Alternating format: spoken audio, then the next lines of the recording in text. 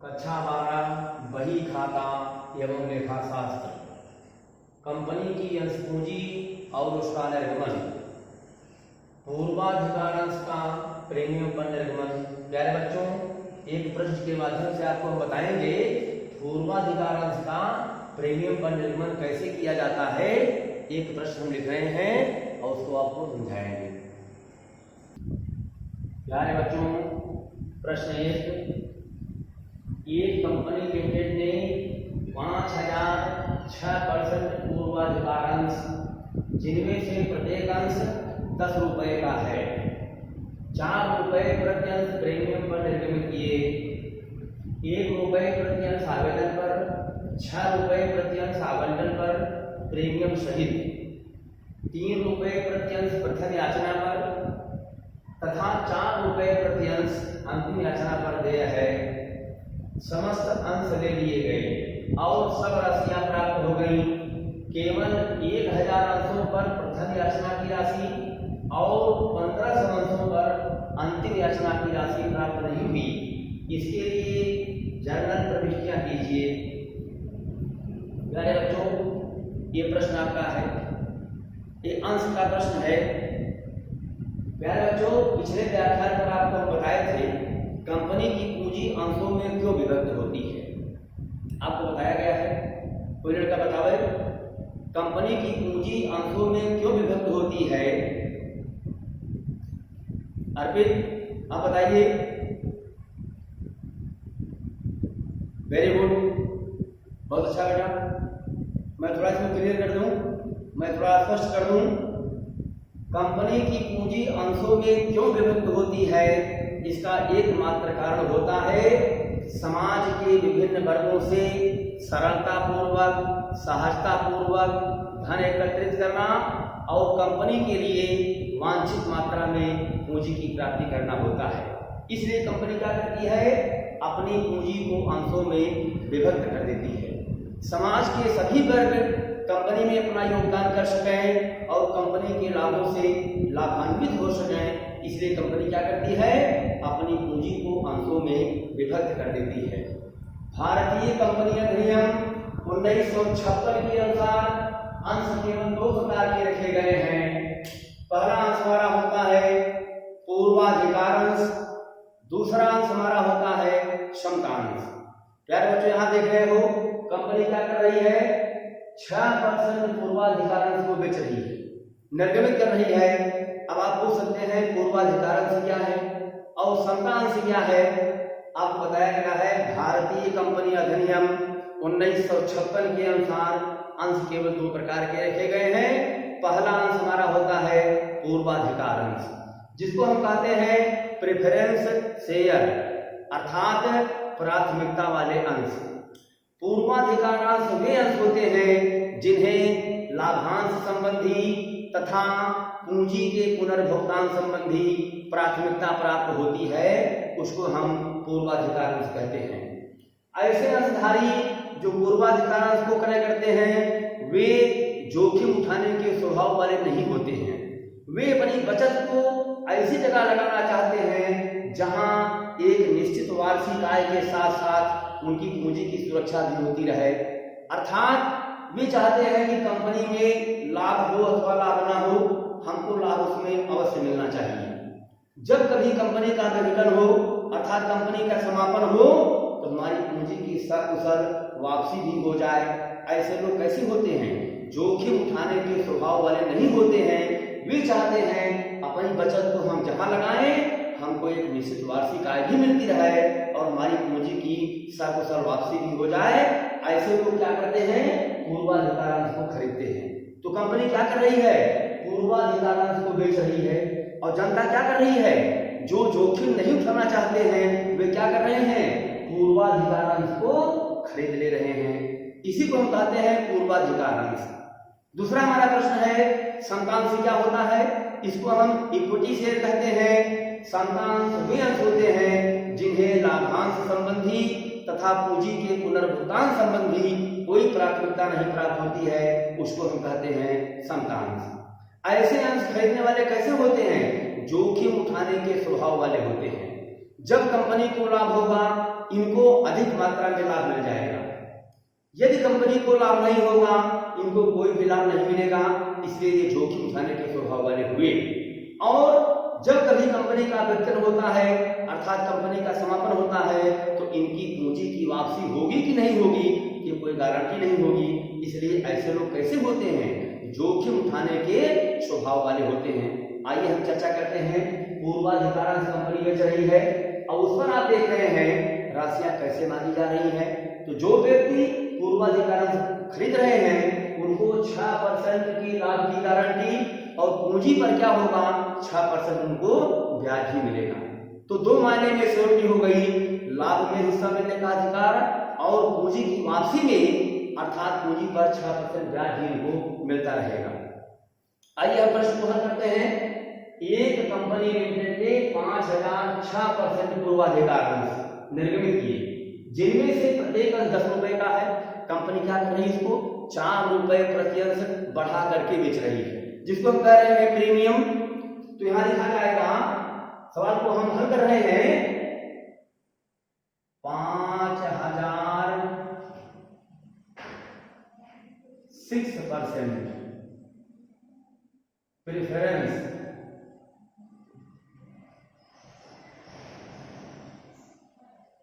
Share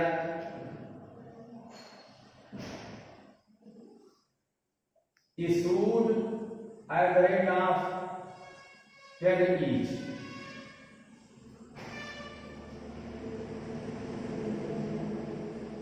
with 4 rupees per share premium. Premium means क्या होता है, बढ़ा हुआ मूल्य। अब देखिए अंश की कीमत क्या हो गई, 14 रुपीज पर शेयर हो गया। पहले क्या कीमत थी, 10 रुपए प्रति अंश था, 4 रुपए बढ़ा दिया गया तो 14 रुपया प्रति अंश हो गया। ये राशियां देखिए कैसे मांगी जा रही है। एप्लीकेशन पहली किस्त होती है, फिर देखिए लिखा है आवंटन अर्थात अलॉटमेंट, फिर लिखा है फर्स्ट काम और अंतिम लिखा है फाइनल काम। अब देखिए लिखा है 1 रुपया प्रति अंश आवेदन पर, 1 रुपया प्रति अंश आवेदन पर होगा, 6 रुपया प्रति अंश आवंटन पर, 6 रुपया प्रति अंश आवंटन पर हो गया, 3 रुपया प्रति अंश प्रथम याचना पर, 3 रुपया प्रति अंश प्रथम याचना पर हो गया और 4 रुपया प्रति अंश अंतिम याचना पर है। यही मिला कितना हो गया, 14 rupees per share card up. 14 रुपया प्रति अंश की मांग हो रही है। आप देखिए आवंटन पर 6 रुपया प्रति अंश लिखा है, जिसमें प्रीमियम भी सम्मिलित है, इसलिए इसको हम C+P कहेंगे। C means capital, P means premium. अब बताइए इसमें 4 रुपया प्रीमियम का है तो 2 रुपया क्या है, अंश की वास्तविक कीमत है, इसलिए 2 + 4 ये हमारा C और P हो गया। और कहीं पर प्रीमियम लागू नहीं है, चूंकि 4 रुपया ही मांगा गया था जो आवंटन पर मांग लिया गया। अब देखिए एप्लीकेशन आपका ऐसा किस्त होता है जहां पहले बैंक का लेखा बनाया जाता है। आपको बताया गया है जिस अंशधारी को अंश लेना होता है पहले क्या करता है, वो कंपनी के बैंक में पहले रुपए भेज देता है, तभी वह अंश पाने का हकदार माना जाता है, अन्यथा अंश पाने का हकदार नहीं माना जाएगा।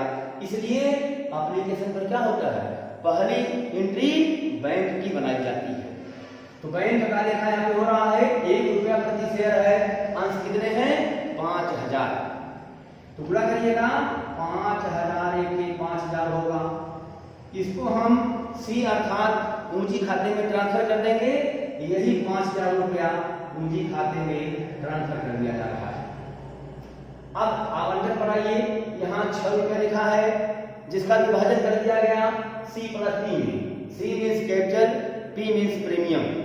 अब कंपनी क्या करेगी, आपको बताया गया है 2 याचनाओं के बीच में कम से कम 1 माह का अंतर होता है और याचना की राशि का भुगतान करने में कम कम से कम 14 दिन का समय भी होता है, इसलिए यहाँ पहली एंट्री सी की बनाई जाएगी। सी माने कंपनी पूंजी की मांग करेगी 2 रुपया प्रति शेयर, अंश आपके 5000 है, 5 दूनी 10,000 रुपया कंपनी अंश की वास्तविक कीमत की मांग करेगी, 4 रुपया प्रति अंश प्रीमियम की मांग कंपनी करेगी।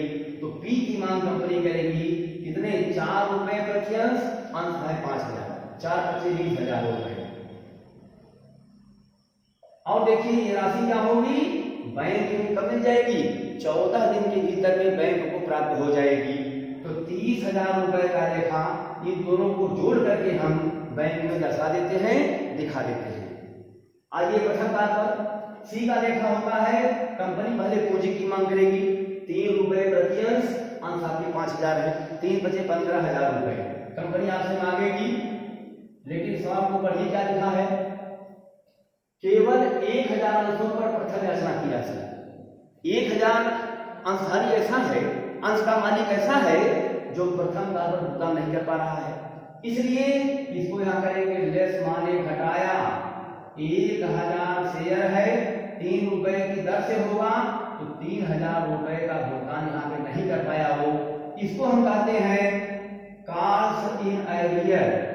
इसी को हम कहते हैं कॉल्स इन एरियर कहते हैं, घटाया अवशिष्ट, घटाया बकाया मांग। तो इसलिए बैंक में कितना रुपया उसने दिया, 12,000 रुपए उसने बैंक में आपको भुगतान किया, 3,000 रुपए को छोड़ करके। कंपनी रुपए की मांग किया, लेकिन इसने क्या किया है, 3,000 रुपए का भुगतान न करके बाकी रुपए का भुगतान कर दिया। आइए प्रथम बार पर कंपनी क्या करेगी, पहले पूंजी की मांग करेगी, किस दर से, 4 रुपए प्रति अंश की दर से मांग करेगी। अंश कितने हैं, 5000 है, 4 बचे 20 होता है, तो पूंजी की मांग कंपनी 20,000 करेगी। सवाल को पुनः पढ़िए, 1500 अंशों पर अंतिम याचना की राशि प्राप्त नहीं हुई, इसलिए यहां भी करेंगे आप लेस 1500 अंश है गुणे 4 की दर से है 6000 रुपए, यहां भी उसने भुगतान नहीं किया, इसलिए ये राशि इसमें से घट जाएगी। तो बैंक ने कितने रुपए का भुगतान किया, उसने 14,000 रुपए का भुगतान किया। इसको भी हम कहते हैं कॉल्स इन एरियर, घटाया अवशिष्ट, घटाया बकाया मांग। इसलिए अब आप देख रहे हैं सारी एंट्रियां हमने यहाँ पर कलेक्शन कर दिया, एकत्रित कर दिया।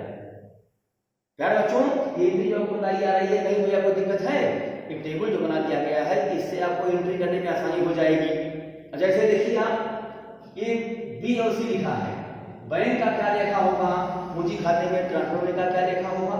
आइए हम एंट्री करते हैं, यहां लिखेंगे जर्नल एंट्री। जर्नल एंट्री हम कर रहे हैं। अब आप देख रहे हैं पहला लेखा यहां पे हो रहा है बैंक का, तो एंट्री बनाई जाएगी bank account D R. Bank account D R कितना होगा, देखिए 5000 यहां लिख दिया गया है। तो बैंक अकाउंट डीआर 5000 रुपया होगा, टू 6% प्रेफरेंस जोड़ दिया करिएगा, to 6% preference share application account. Application account 5000 रुपए यहां पे भी लिखा जाएगा। Being 6% preference, PREF preference share application money received. 6% पूर्वाधिकार अंश आवेदन पत्र की राशि प्राप्त हुई। एंट्री बनाई गई बैंक अकाउंट डीआर 5000 रुपए, to 6% preference share application account, being 6% preference share application money received. ये बैंक में एंट्री का लेखा कर दिया गया। अब दूसरा लेखा हम बना रहे हैं जो पूंजी खाते में ट्रांसफर होने का लेखा है। इसको मिटाते हैं, दूसरी एंट्री बनाते हैं, पूंजी में ट्रांसफर होने का लेखा हम बनाएंगे। तो लिखेंगे किस्त को डेबिट करना है 6% preference share application account DR। Amount कितना है 5000 टू 6%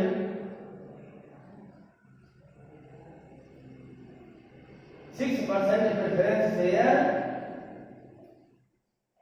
कैपिटल अकाउंट। इसमें धनराशि होगी 5000 क्रेडिट पक्ष में लिखा जाएगा। नरेशन लिखेंगे हम बीइंग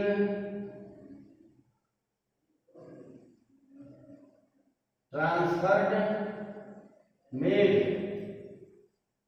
हस्तांतरित किया, अर्थात किस्त की राशि को पूंजी खाते में अंतरित किया गया।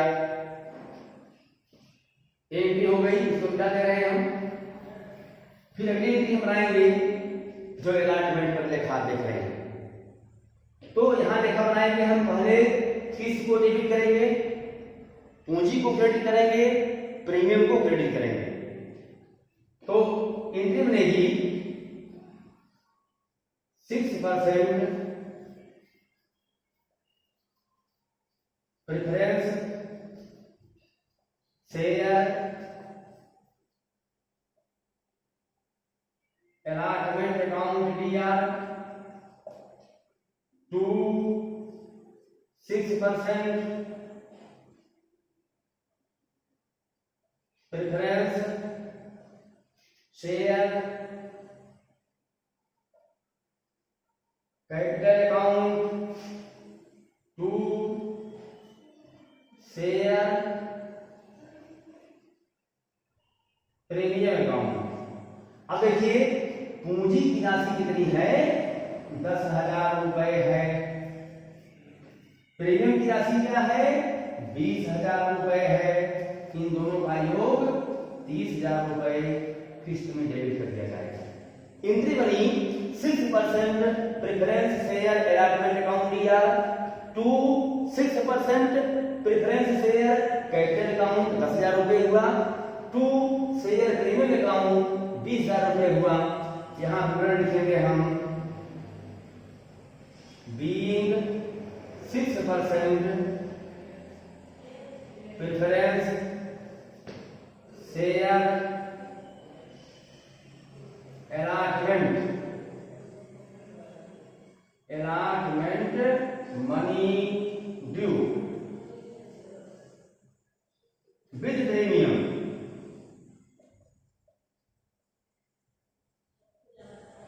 विद प्रीमियम माने प्रीमियम के साथ 6% पूर्वाधिकार अंश आवंटन की राशि दे हुई। ये देखिए आपकी एंट्री बनाई गई। हम पूर्वाधिकार अंश को पहले किस्त के पहले हम जोड़ दिया करेंगे, क्योंकि ये अंश कैसा है पूर्वाधिकार अंश है। अगर समता अंश होता उसके पीछे क्या जोड़ते हैं हम इक्विटी शेयर जोड़ते हैं। आइए हम बैंक का लेखा बनाए। देखिए बैंक का लेखा 30,000 रुपए, तो एंट्री बनाई जाएगी bank account DR to 6% preference share allotment account. धनराशि कितनी होगी 30,000 रुपए। देखिए यहां पे लिखा 30,000 रुपए क्रेडिट पर क्या लिख देंगे being 6% preference share allotment money receive. देख रहे हैं ये अमाउंट का लेखा बना दिया गया, किस्त का लेखा बना दिया गया और बैंक में रुपया प्राप्त होने का लेखा बना दिया गया। प्यारे बच्चों एंट्री समझ में आ रही है? कहीं कोई दिक्कत नहीं है? Very good. अब हम प्रथम काल पर चलते हैं। इसकी एंट्री होगी 6% जोड़ देना पड़ेगा आपको। 6%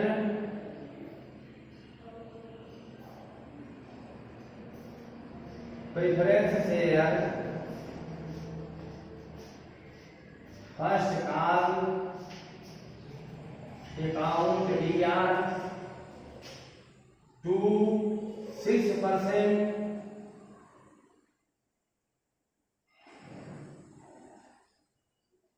प्रेफरेंस शेयर कैपिटल अकाउंट। धनराशि कितनी होगी? 15,000 रुपए की मांग कंपनी करेगी। विवरण लिखा जाएगा being 6%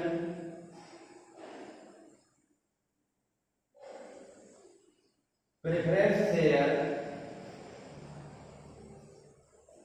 first call money due दे हुआ 6% पूर्वाधिकार अंश प्रथम मांग की राशि दे हुई। एंट्री बनी 6% preference share first call account year 15,000 रुपए to 6% preference share capital account 15,000 रुपया being 6% preference share first call money due. अब अगला देखा होगा बैंक में प्राप्त होने का लेखा होगा। एंट्री बनाई, देखिए यहाँ पर एरियर भी है, बकाया धनराशि भी है, इसलिए एंट्री बनाएंगे आप bank account DR calls in arrear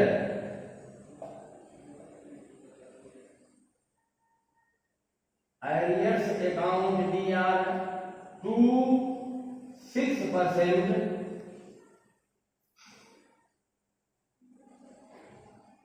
preference share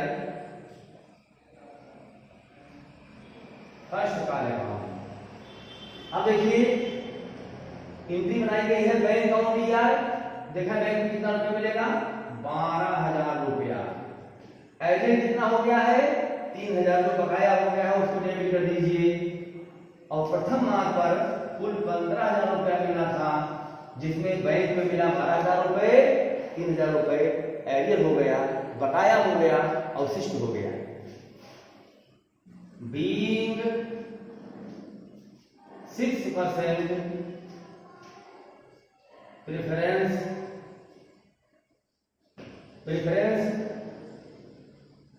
share first call money receive less 1,000 share at the rate of 3 rupees per share. देखें नरेशन लिखा गया है। एंट्री देख लें बैंक अकाउंट दिया 12,000 रुपए, कार्ड्स इन एरियर अकाउंट दिया 3,000 रुपए to 6% preference share first call account, जो कि लिखा गया है 15,000 रुपए। इसका विवरण लिखा गया है being 6% preference share first call money received less 100 share at the rate of 3 rupees per share, जो 3 रुपए प्रति देखिए यहाँ पर लिखा गया है। ये हमारा प्रथम काल का किस्त के मांग होने का लेखा और बैंक में प्राप्त होने का लेखा हो गया। प्यारे बच्चों, और अंतिम लेखा आप देख रहे हैं जो हमारा हो रहा है, तो हम बता रहे हैं आपको अंतिम मांग का लेखा। अब देखिए पहले किस्त को डेबिट करिएगा। एंट्री बनेगी 6% preference share final call account DR to 6% preference share capital account. देखा धनराशि कितनी होगी यहाँ 20,000 रुपए। यहाँ लिखेंगे 20,000 रुपए, क्रेडिट में लिखेंगे 20,000 रुपए, विवरण लिखेंगे being 6% preference share final call money due. Due मैंने दे हुआ, देखिए एंट्री क्या बनाई गई 6% preference share final call account DR 20,000 रुपए to 6% preference share capital account 20,000 रुपए being 6% preference share final call money due दे हुआ, अर्थात मांगा गया। इसके बाद हम बैंक में प्राप्त होने का लेखा करेंगे, ये हमारा अंतिम लेखा है। अब हम एंट्री बनाएंगे bank account DR, bank account DR, और जो रुपया नहीं मिला है वही में एक खाता खोलेंगे जिसका नाम क्या होता है कार्स इन एरियर अकाउंट। तो bank account DR cars in arrears account DR to 6% preference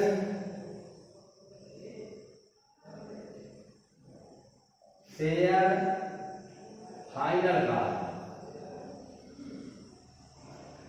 अब देखिए बैंक में कितना रुपया मिला आपको 14,000, तो डेबिट में लिखिएगा बैंक अकाउंट DR में 14,000 रुपए। एडिट कितना हो गया 6,000 रुपए, तो cars in arrear account DR 6,000 रुपए हुआ। अब कुल अंतिम काल पर मिलना था आपको 20,000 रुपया। विवरण लिखेंगे हम बीइंग 6%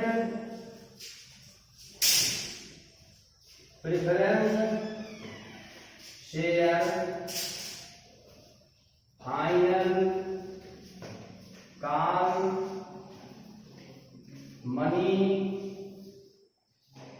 रिसीव्ड लेस 1500 शेयर आया करेगा 4 रुपीज पर शेयर। क्या बच्चे देखिए अगली हुई, कहीं कोई दिक्कत आपको है? अब हम क्या बनाते हैं, अब हम बैंक अकाउंट बना करके सवाल को समाप्त करते हैं। अब देखिए बैंक में तो कितना रुपया आ गया, तो बैंक अकाउंट हम बना लेते हैं। Bank account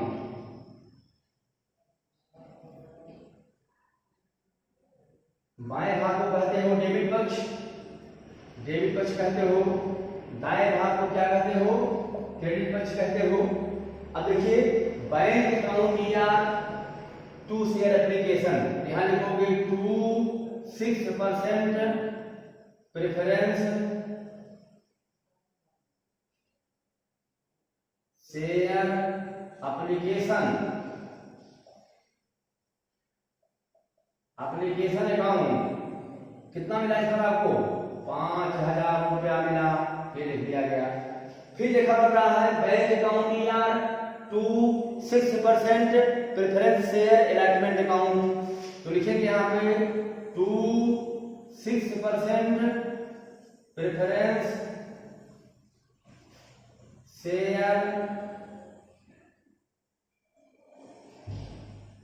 allotment account. इस पर कितना रुपया मिला 30,000 रुपया मिला। फिर देखिए बैंक में फर्स्ट साल में कितना रुपया मिला, bank account DR to 6%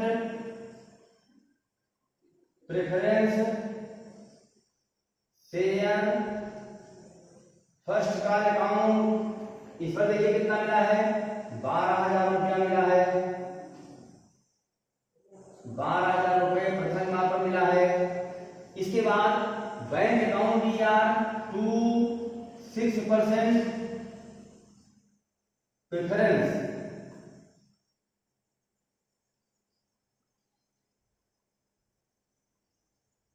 preference share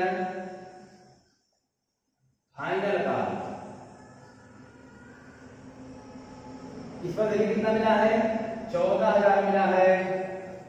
सब जोड़ दीजिए, 0 0 0, 5 2 7 4 11 का चलेगा 1, 4 1 5 6, कितना मिल गया, 61,000 रुपये आपको मिल गया। इसको आगे ले जाइए, बाई बैलेंस सीडी, फिर आगे ले गए, 61,000 रुपया आपको बैंक अकाउंट में प्राप्त हो गया।